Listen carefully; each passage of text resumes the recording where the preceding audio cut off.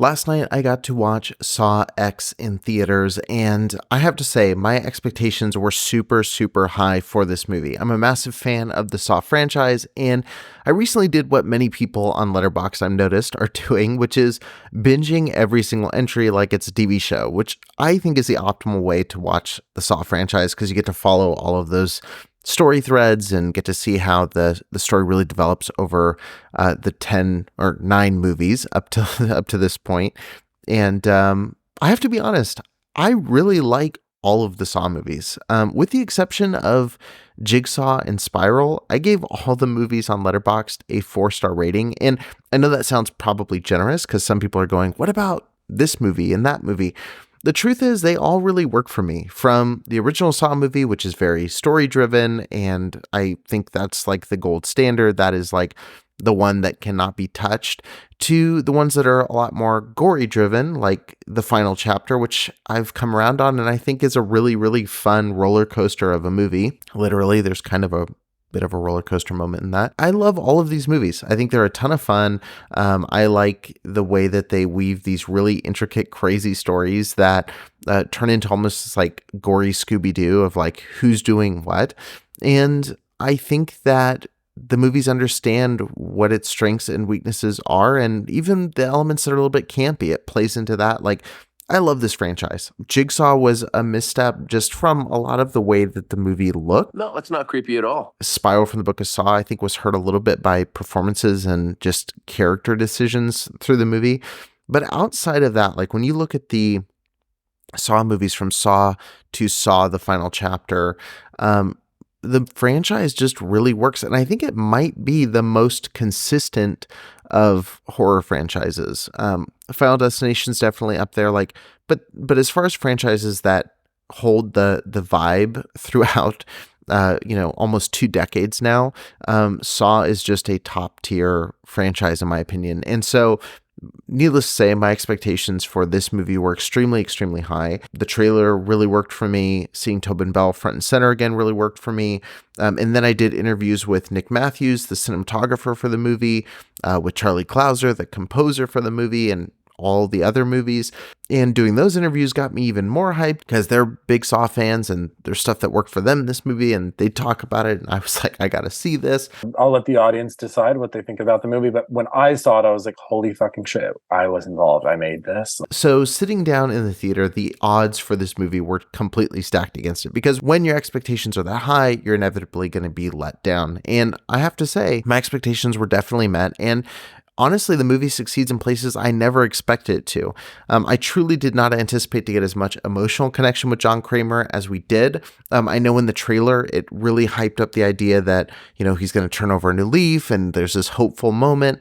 I thought that was going to be like maybe 5-10 minutes of the movie just to get those beats out of the way so we can get into the over-the-top gore. I thought it was kind of a misdirect, but the movie, Charlie Clouser said in our interview, like for the first 30 minutes of the movie, with the exception of one scene, you really forget you're watching a Saw movie. You're watching Tobin Bell just give a really compelling performance, and you're hoping that this treatment's going to work out, even though in cinematic world, you know that this isn't going to work out. And you know that there's, this takes place after the first Saw movie, before the second, like, that these other movies happen, but you get so lost in Tobin Bell's performance that you really buy everything that the movie's telling you in the beginning of the movie. And look, we get a lot of reflective, peaceful, beautiful time with John. You really get the feeling that this could be the end of Jigsaw and him starting a new chapter. And it really is as much of a gut punch as it is to John. As an audience, you feel that gut punch when, of course, he's scammed, and these people claiming to be doctors who've healed him were just con artists, and he's left still dying, and now with a lot of work to do.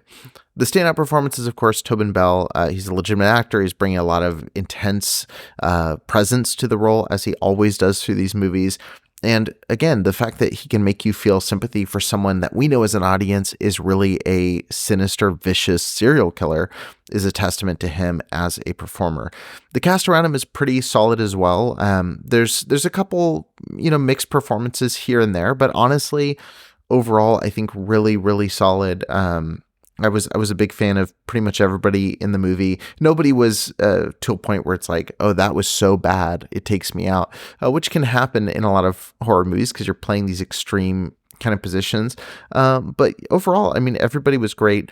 But the standout, of course, was Tobin Bell. I really like Shawnee Smith back as Amanda, and seeing them and their chemistry together was really, really exciting. I really wish that Shawnee Smith had been given just a little bit more to work with in this movie, just in the writing of her character. And we get to see that in some of the later entries of the series anyway. So Shawnee's definitely had her time to shine. And this is, again, very much Tobin Bell's movie. But, I wish that she had just been given a little bit more depth, and we could have deepened that relationship between the two of them just a little bit more. But again, I don't have any complaints about her performance. I just wish she would have been given a little bit more of a stage to really shine in this. Now, as far as the actual plot of the movie, the trailer is pretty much the blueprint of what you're going to see. There is a twist at the end of the movie that I won't really dive into here, although I'll say that out of all the twists in the entire franchise, it probably worked for me the least. I didn't sit there going mind blown, which I always do in these movies, but I did have a stupid grin plastered on my face when I realized Jigsaw's kind of overarching plan. And so it's by no means a bad twist. It didn't have the oh my god moment that some of the other films. And as far as the violence and gore of the traps, I think the traps are really inventive in this movie. Really love the traps in them, and the violence, I think, wisely so. This is not a knock on the movie. This is something I actually really appreciated. It kind of dials down the buckets of blood and gore that you see in something like Saw: The Final Chapter, in exchange for a lot more realistic gore like you saw in the original Saw movie, and even elements of Saw 2 and Saw 3. It really dials it down and gives you kind of a really realistic kind of visual style. And I really appreciate that. I think the buckets of blood and gore would have been distracting from the story that this movie was trying to do. And that by no means is to say that the traps are less brutal. There's one trap in particular. It's the brain surgery trap that is featured in the trailer for this movie. I probably saw 50% of that scene because, again, it's not hyper gory, but just when you're thinking about what he's doing, that's a brutal, brutal, brutal scene to watch. And I think is one of the hardest to watch of the Saw series, even though it's probably the least bloody of any of the traps in the Saw series. So, but yeah, I really like the plot. I really like the traps, and I really like the pacing. You can tell this movie's directed by an editor. It's got a really good flow to it, which is great. And at 2 hours, which is the longest Saw movie to date, there's really not a lot from this movie that you could cut. And honestly, I'm surprised that I'm saying this. I could have done a lot more and seen a lot more with John prior to when things really go downhill, because those scenes are so beautiful and so great to watch. And again, just seeing Tobin Bell in his element is really, really exciting. As far as out of theater thoughts, the only thought in my mind was, I need another Saw movie immediately. And it sounds like, based on things the crew have been saying here and there, it sounds like that's kind of the goal if this movie does well. And I hope that's the case, because I do not want this game to be over. And one last final spoiler kind of thought here, so definitely don't keep listening. One of my favorite things going through the rewatch of the Saw series was Hoffman. I used to not like the Hoffman-centered Saw movies, and now I kind of love them. And so the whole movie, I was waiting for Hoffman to show up because his voice is, of course, present within the trailer.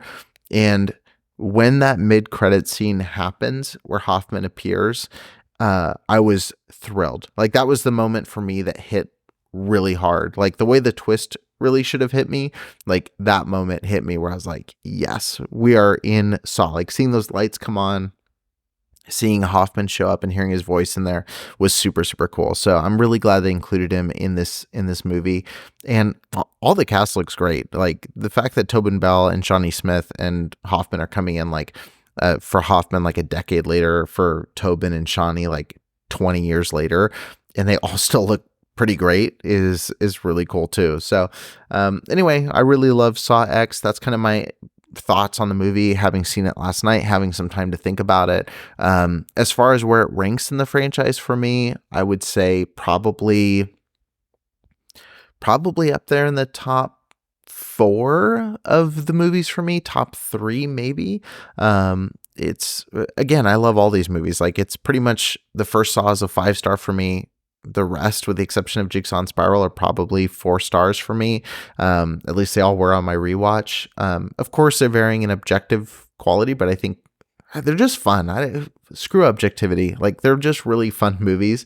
And this movie is really beautiful, and I think it fits right in there. Like, if you watch Saw, you watch this, then you watch Saw 2, 3, 4, 5, I think this movie fits right in. And so, yeah, I really loved it. Let me know what you think in the comments of this video. If you've seen it, if you haven't, I don't know why you're still watching this, because I just spoiled some things for you.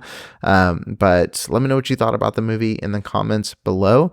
And let me know where you'd like the franchise to go from here. I look forward to seeing you in a future video.